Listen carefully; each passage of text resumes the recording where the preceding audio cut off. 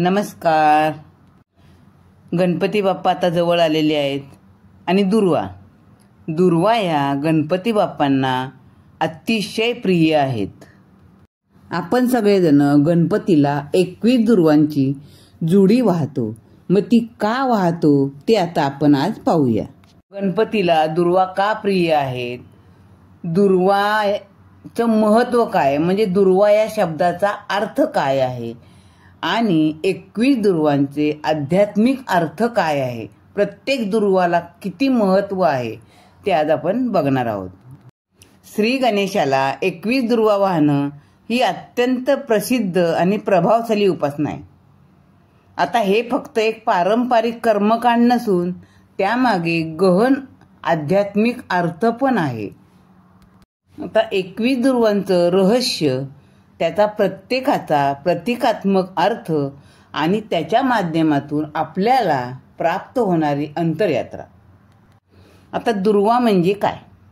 दुर्वा या शब्दाचा अर्थ आहे दुःख वज्रती इति दुर्वा, जे दुःख दूर करते ती दुर्वा.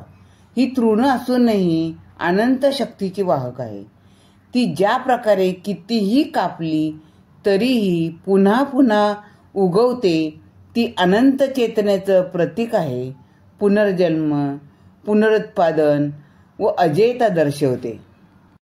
गणपतीला दुर्वा का प्रिय आहेत, तर वेदानुसार दुर्वा ही पृथ्वी तत्वाचं प्रतीक आहे. गणपती सुद्धा मूलाधार चक्राचा अधिपती असल्यामुळे दुर्वा आणि गणेश यांचा मूल प्रकृतीशी निगडीत आहे. ते शास्त्रामध्ये असं मानलं जातं की दुर्वांकुरेस्तु यः पूज्यः स शतं वर्षांनी तिष्ठती. जो गणेशाला दुर्वा अर्पण करतो त्याचं आयुष्य शतायू होतं. आता 21 दुर्वांचं आध्यात्मिक अर्थ काय आहे ते पाहूया. आता पहिली दुर्वा आहे ते एकाग्रतेचे प्रतीक आहे, मन एकवट करण्याची सुरुवात. दुसरी दुर्वा द्वैत निवृत्ती, मी ते सुख दुःख या पलीकडं जाणे. तिसरी दुर्वा त्रिगुण शमन, सत्व रज तम यावर संयम.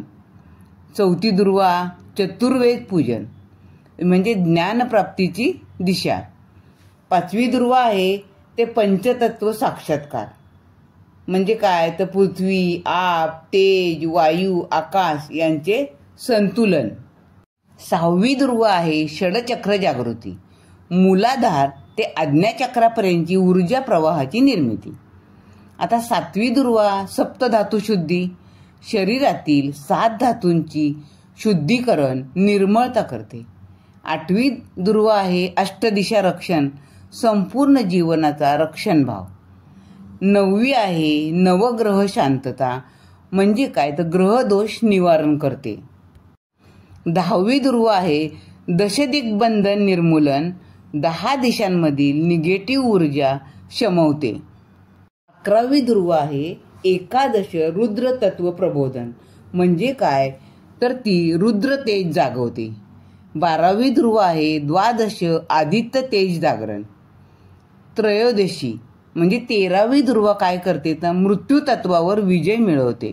14वी दुर्वा चतुर्दशी, मनातील भयांवर मात करते. 15वी दुर्वा आहे पौर्णिमा, समृद्धी आणि शांतीची प्राप्ती होते. 16वी दुर्वा आहे षोडश संस्कार जागृती, म्हणजे काय तर जीवनातील महत्त्वाचे संस्कार जागृत करते. 17वी दुर्वा आहे सप्तर्षी स्मरण, म्हणजे ऋषी मार्गाची आपल्याला स्मृती होते. 18वी दुर्वा आहे अष्टसिद्धीची प्राप्ती.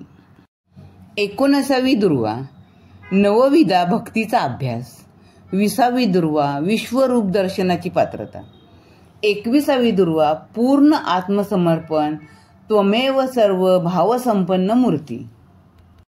म्हणून 21 दुर्वा अर्पण करताना आपण जप, ध्यान किंवा मंत्रोच्चार करायचा आहे. त्याने आपल्या ऊर्जा केंद्रावर सकारात्मक प्रभाव पडतो.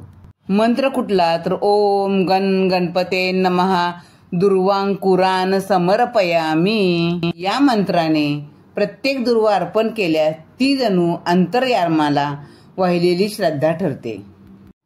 दुर्वा ही केवळ तृण नाही, ती भक्तीचा मूलतत्व मंत्र आहे. 21 दुर्वा म्हणजे 21 भावस्थिती आणि आपल्या 21 शरीरातील केंद्राची शुद्धी.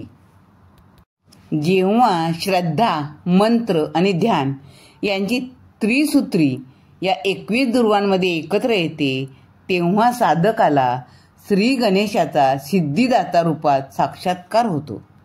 21 दुर्वा म्हणजे ईश्वराला अर्पण केलेलं 21 मौन प्रार्थना. श्री गणेश त्या सर्व प्रार्थनांचा एकाच प्रसादाने उत्तर देतो, विघ्न नाही, विजयी हो, विजयी हो, विजयी हो.